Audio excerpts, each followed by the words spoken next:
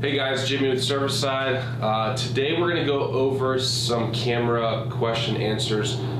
We get a lot of questions from the staff, what kind of camera should we jump into? So I have a nice little lineup here. Okay, we're starting with the Canon Vixia RF 700. Okay, they now have an RF 800, very similar specs. Here is a Canon Rebel T4i DSLR.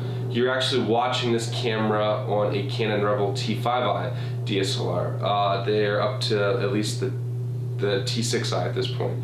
A lot of similarities, but this is what DSLR looks like compared to a camcorder. Now we go size step up, okay, and this is the Canon XA30. There's a similar one to this that Canon makes called the G20. Now that the G30, G40 is out, the difference is this top handle is pro audio and also has the ability to do night vision recording. This camera on the left, okay, is the Sony a7S II. The big thing to know about the DSLRs, which are these two guys here, is that the lens can be interchanged. So with just a click and this click of a button, flick of the wrist, the lens comes off. So this particular lens is a very large one, okay? So that's gonna give you more zoom. When we look at the Canon here, okay, we have a much smaller lens, and this is going to be better for photography where you want to get a real nice sharp image, okay? So this particular lens for the Canon is a prime lens, okay? Well, that means there's a fixed focal length, which means we can't zoom. In order to zoom with a little lens like this, you are the zoom. So if your subject is somebody with a deer and you want to get a close-up of the antlers, you need to physically walk closer to get that shot. With a nice tight, or should I say fixed focal length, you're going to get much more sharpness. You're going to get a better aperture. Aperture is how things are blurred out in the background. Aperture also helps with low light, okay? So a camera like this, you can zoom out and get a nice wide shot. You can zoom in and get a tight shot. So great for both photography and videography from the tree stand, okay? Downfall with a setup like this is it weighs a lot more than a setup like this. From personal experience this year, I was using the 4th Arrow camera arm, and with this Sony setup, at one point I had a buck that I shot at.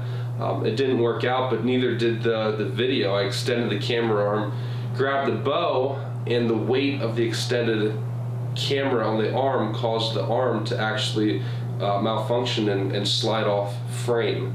I never had that problem with this little camera. This is a very tight, compact workhorse, okay? So price point for a little camera like this camera can be had for about 200 bucks. T4i, like I said, has since been replaced. T5i, we're looking at about $500 package here, okay? If we jump up into the XA30, now we're talking closer to $1,600.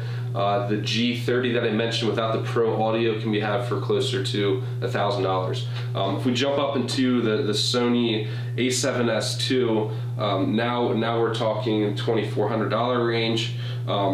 We're talking more money for a lens. I actually got this lens used in very good condition on eBay for about 600 bucks, where it retails for $1,000. This has a 24 millimeter, which is really wide, up to a 240 millimeter, which is tighter zoom. So another thing I want to bring up in this short video, this is what's known as a full frame sensor, full frame camera, okay? If you look, and we'll show you then, the actual, where the image is brought in on the camera is larger than this, okay?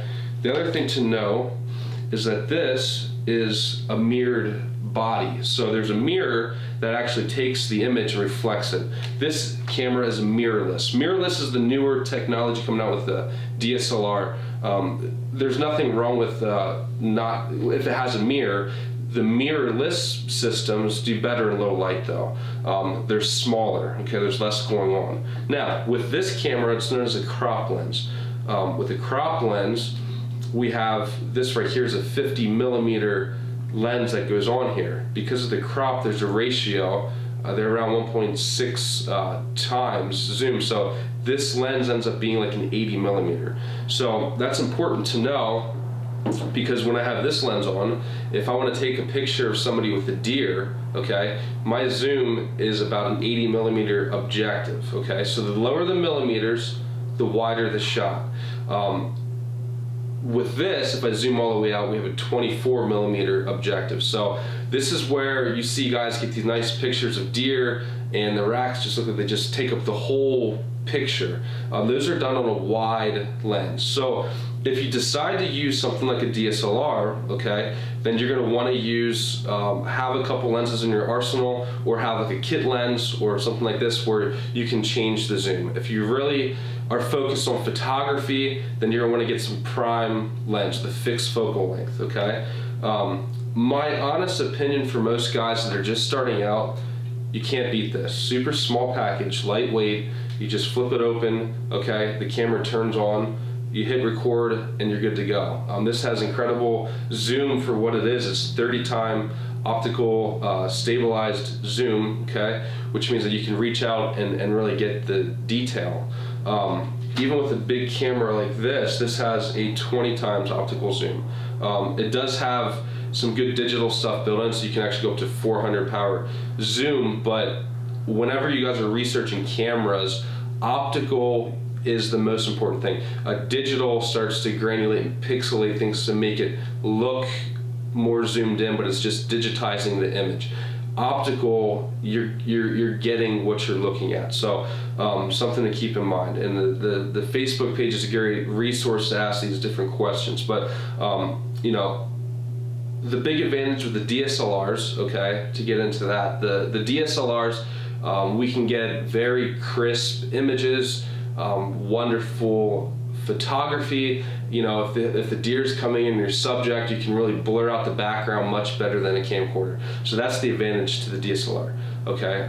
The disadvantage to the DSLR is that if you're solo filming, it's very difficult to keep your subject in focus and pull off the shot. So I really recommend, unless you're really experienced or very comfortable with your equipment, to use a camcorder for self-filming. If you want to film a friend, the DSLRs are awesome. They're truly great, and they will have a much better cinematic quality overall. But to get the shots on camera, I would go with these types of options.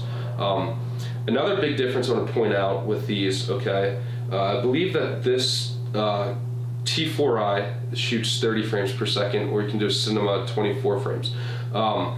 This little guy, and that's a little bit newer than the T4i, will shoot 60 frames per second. And what that means is that in 1 second, the shutter opens and closes 60 times.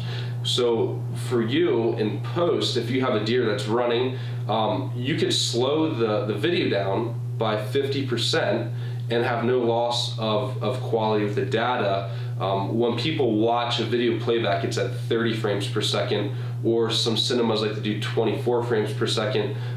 They say the eye can't perceive the difference from 24 to 30. Definitely can't go below 24. With this camera, I believe this is 60 frames per second as well. Is that right, cool? And we get up into this one, and we can actually shoot 4K, or we can shoot in 1080 HD, which is what these all shoot, 1080. 4K is the better high definition, but in 1080 I can actually shoot at 120 frames per second. So you can slow this down and have a nice slow motion. Again, you're paying more money. With the slow motion though, the mirrorless really helps, because at 120 frames per second, the shutter is opening and closing 120 frames in 1 second. So what that means is that the camera has to bring as much light as possible, or things get dark and muddy, okay? So that's where this really shines. Even in lower light conditions, we're able to shoot a higher speed and get fabulous video. So again, something like this, I mean, this takes the cake for videography, cinematography, where it lacks, and I even found myself this year using this little guy, is that it's hard to self-film with. So if you don't have a budget to worry about and you want to film somebody, I would go for this camera all day long. There's a lot of features you got to get in tune with, but you can do the most with it. If you're just solo filming and just getting used to it, I'd really recommend you just spend the $200-300 for the HR 800, but that's the camera that I would go to. If you're in between or you're not sure, you know, a DSLR like the Rebel crop lens is great for photography, or if you want to take it out and do some B-roll videography. But you know, for under $1,000, this is a great setup here.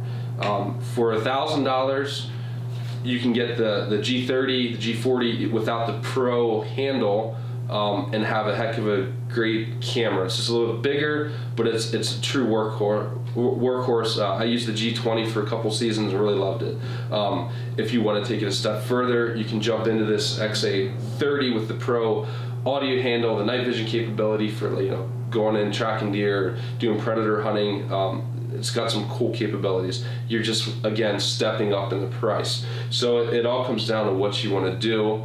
But this is a side-by-side comparison for you guys, just to give a better in-depth look, and you can actually see. I was really surprised when I bought this camera just how compact it is.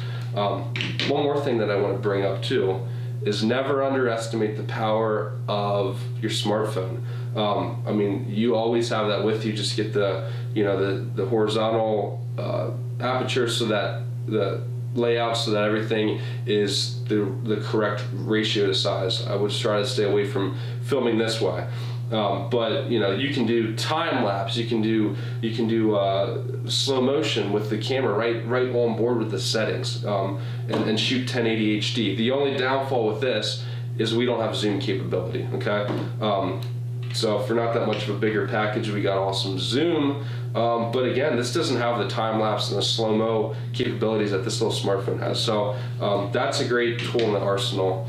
And we're going to go over, we'll show some clips to compare these different cameras, but I encourage you guys to ask any questions, and you know, if you're not sure which one's going to fit you best, the best thing to do is start with your budget and then work backwards from that. Start with your budget, and then, hey, you're going to be filming other people, you're filming yourself, you know, what's your goals with stuff? Are you more concerned about the videography or the photography? And each one's going to shine on its own. So, and the only thing I did want to say that now this camera here, as far as photos, takes great photography, really good at night, but it's only 12 megapixels. It's geared towards 4K videography. 4K, the number in megapixels in that is 12.2 megapixels, the same as this camera setup. This little guy here, I forget how many megapixels, 18 megapixels. So you actually have more megapixels, more data packed into a picture, which means you can zoom in, blow it up more, and have a more clear image with this little cheap camera. So that's something else to keep in mind if you're more geared towards photography. So, all right, I'm gonna quit blabbing and shoot your questions up, and we'll go from there.